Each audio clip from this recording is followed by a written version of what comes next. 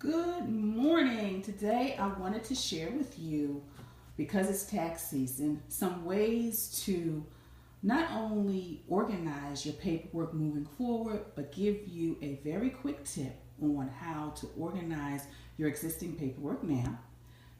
Hello, hello, hello. For those of you who do not know who I am Organizer Janet, and I help people organize their homes, their offices, as well as their lives.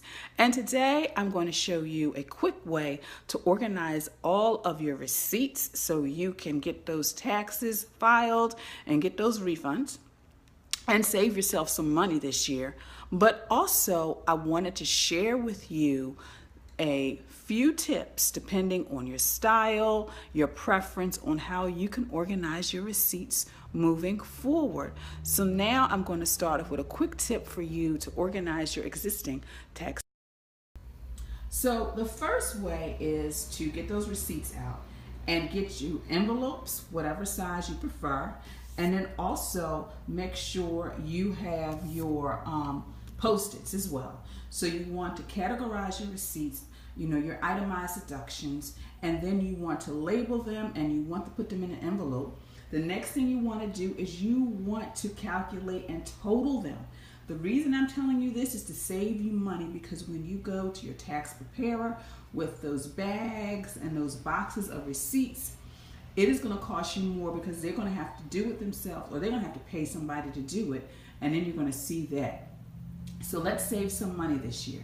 So that's one way. Now, depending on your preference, some people, like me, what I do is I have a smaller version, but there's also a larger version as well in order to categorize your receipts. And what's so nice about these is they come with the little tabs where you can label them, and even something bigger, if your sheets are a little bit bigger, you can label them as well to keep your receipts and your paperwork organized throughout the year. And then, of course, these are magazine files, but you can also put files in them. So if you want to organize your receipts, and what I did is I had 3 different color file folders depending on whether it's work-related receipts, home-related receipts. You may have properties you manage, and then you can also label it according to the year. You can just basically get a box like this, put your receipts in here, label it receipts.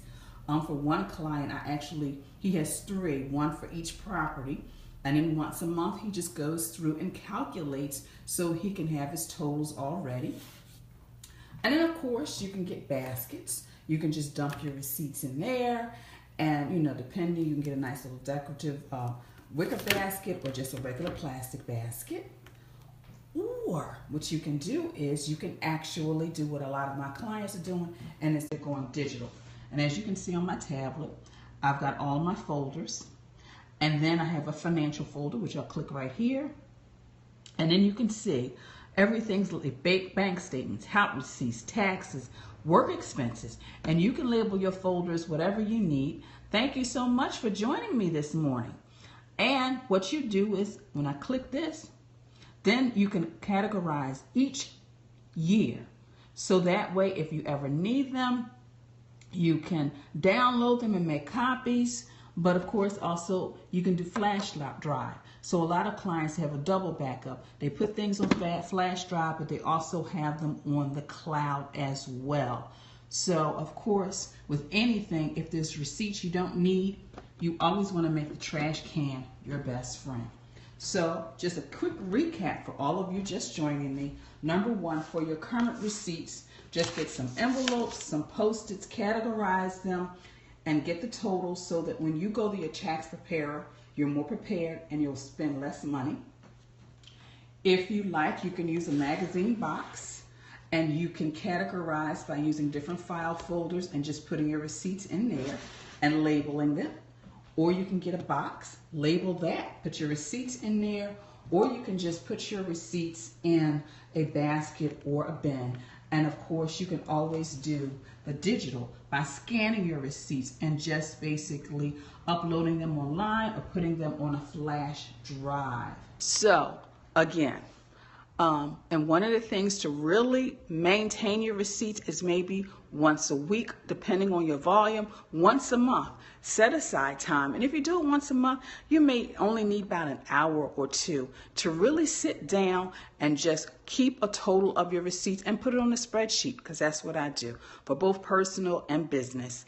I make sure at least once a month I go through, calculate all my receipts. So when it's time for my taxes, because I have 2 tax returns, I've got one for Janet and of course one for the business, all I really have to do is to give my tax preparer just a sheet with totals. If he needs anything for backup, all I have to do is either download it, I can email it to them. And then also when you get your taxes, your physical taxes, take a moment to scan them. So therefore, when you do have an opportunity to get rid of them, you can still have a copy. If you're one of those people that you want to hold on to your tax returns, you can still have copies for as many years as you want to hold on to, because you'll have it in the cloud or a flash drive. So I hope these tips have helped you. Again, I am Organizer Janet, and I help people organize their homes, their offices, as well as their lives. Please be sure to go to my website at janetmtaylor.com for more information, for more resources. And of course, if you found this Periscope helpful, please share it on social media. And I want to leave you with a tip. 80% of the stuff we keep, we never reference again. 80%. So think about that moving forward with your tax information, your paperwork. So consider scanning it as well. So I do thank all of you for joining me today, and have a great day. Goodbye.